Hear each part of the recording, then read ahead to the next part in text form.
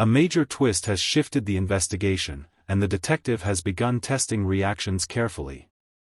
Now, one clever trap may reveal the truth hidden in plain sight. Welcome to Unsolved Mystery Vault. I'm your moderator Falcon, Episode 5. Comment below with your guesses. Episode 5, Miss Marple's Trap. Let us discuss yesterday. When Inspector Finch read the name in Arthur Penberry's will, the room fell into a silence so complete that even the ticking clock on the study wall sounded unnaturally loud. The heir to Rosewood Manor was not Clara Penberry, nor Margaret Dalloway, nor any distant relative. It was Thomas Reed, the gardener. Inspector Finch slowly lowered the document. "Well," he said grimly, "that changes things." Miss Marple did not immediately speak. She stood very still, her gentle eyes resting thoughtfully on the paper. Then she folded her hands. "Yes," she murmured. "It does.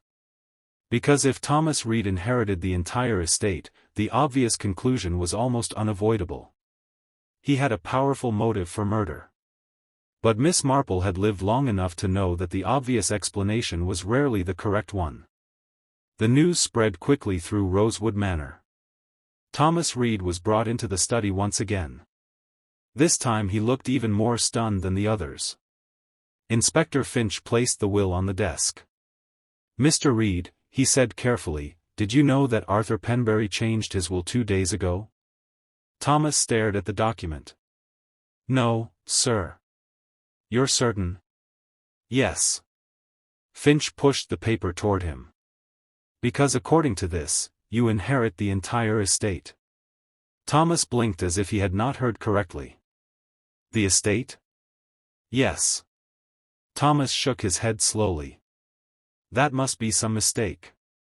Inspector Finch watched him carefully. "Why would it be a mistake?" Thomas hesitated. Then he said something that startled everyone in the room. "Because Mr. Penberry wasn't my enemy." Miss Marple looked up sharply. "Oh?" Thomas took a deep breath. "He was my father." The confession sent a ripple of shock through the study. Inspector Finch leaned forward. "Your father?" Thomas nodded. "My mother worked for him many years ago in London. When the scandal with Edward Grant happened, she lost everything." Miss Marple listened quietly. Thomas continued. "She died when I was young. But before she died, she told me the truth." "And you came to work for Penberry?" Finch asked. "Yes." "Why?" Thomas's voice grew tight. "I wanted him to acknowledge me." The room remained silent. Finally Thomas said quietly. "He refused for years. But recently, he changed his mind." Inspector Finch glanced at the will. "And this was his way of making amends?" Thomas nodded. "Yes." Miss Marple's knitting needles rested motionless in her lap. The story rang true. But it also created a curious new problem. If Thomas Reed had finally received recognition from his father, why would he kill him now? Inspector Finch seemed to be thinking the same thing. "You realize," he said carefully, "that this inheritance still gives you a motive." Thomas shook his head firmly. "I didn't poison him." Miss Marple believed him. And that belief was beginning to shape a rather interesting theory. Later that afternoon, Miss Marple suggested something to Inspector Finch. "I wonder," she said gently, "if it might be useful to gather everyone together this evening." "For what purpose?" "For tea." Finch blinked. "Tea?" "Yes." Miss Marple smiled politely. "In my experience, Inspector, people often reveal the most interesting things when they believe a matter is nearly finished."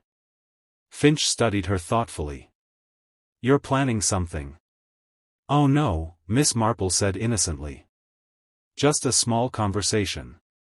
The gathering took place in the drawing room, the same room where Arthur Penberry had died. The drinks cabinet stood exactly as it had the previous day. The decanter of sherry had been left untouched for examination. One by one, the suspects took their seats. Clara Penberry sat elegantly near the fireplace. Jonathan Blake lounged beside the window. Dr. Hale occupied a chair near the bookcase. Margaret Dalloway sat quietly near the door. And Thomas Reed stood awkwardly near the veranda. Inspector Finch remained standing beside the cabinet. Miss Marple poured tea calmly. For several minutes they spoke about ordinary matters. The weather. The garden. The unpleasantness of the situation. Then Miss Marple set down her cup. "I have always found village life quite fascinating," she said pleasantly. No one responded. She continued. "Because people often assume that secrets can remain hidden forever." Jonathan Blake shifted slightly. Miss Marple's eyes moved gently from one face to another. "But secrets have a curious habit of revealing themselves through the smallest details." Inspector Finch folded his arms. "And which details are those, Miss Marple?" "Oh, little things." She smiled faintly. "For example, the rose pollen." Clara Penberry's eyes flickered. "Or the forged letters." Jonathan Blake stiffened. Miss Marple continued calmly. "And of course the poison." Dr. Hale cleared his throat. "Yes, unfortunate business." Miss Marple tilted her head slightly. "Indeed." She paused. "And then there is the matter of the decanter." Inspector Finch looked toward it. "You believe the poison was placed there?" Miss Marple nodded. "Yes." Jonathan Blake spoke sharply. "That would make the crime extremely risky." Miss Marple smiled. "Unless the murderer knew exactly who would drink the sherry." Silence filled the room. Miss Marple rose slowly and walked toward the drinks cabinet. Her voice remained gentle. "You see, Arthur Penberry had a very particular habit." She turned toward the group. "He always poured his own sherry before making a speech." Margaret nodded faintly. "That's true." Miss Marple continued. "And yesterday was no different." She pointed to the decanter. "But the poison was not inside this bottle." Inspector Finch frowned. "Not in the decanter?" Miss Marple shook her head. "No." She picked up one of the unused glasses from the tray. It was on the rim of the glass. The room went completely still. Miss Marple placed the glass back down carefully. "Aconite is absorbed quickly through the mouth. A small smear would be enough." Inspector Finch's eyes widened. "Good heavens!" Miss Marple nodded. "Yes.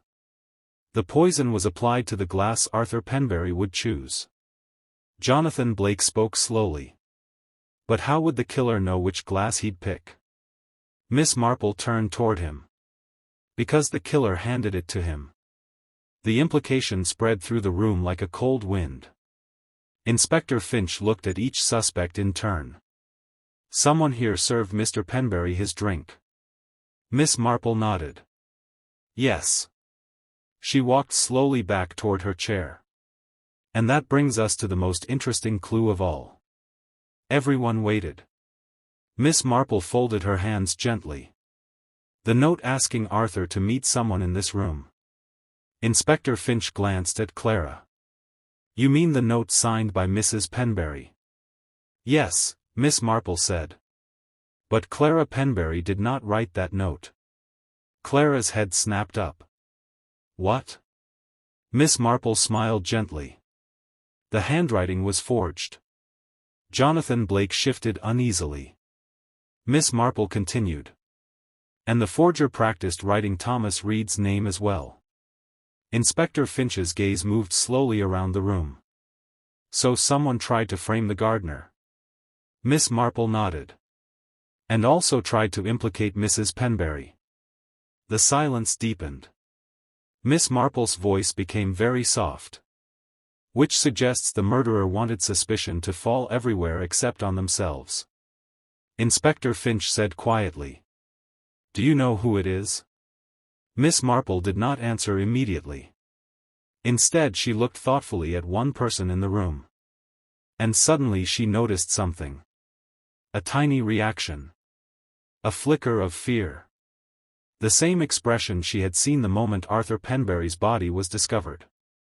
Miss Marple's eyes widened very slightly. And at that exact moment she understood everything. The poison. The forged letters. The inheritance. The scandal from the past. All of it. Miss Marple looked at Inspector Finch. Her voice was calm. Inspector. Yes? Miss Marple smiled gently. I believe I now know who murdered Arthur Penberry. And across the room. The killer realized she had just been discovered. Ah, I see.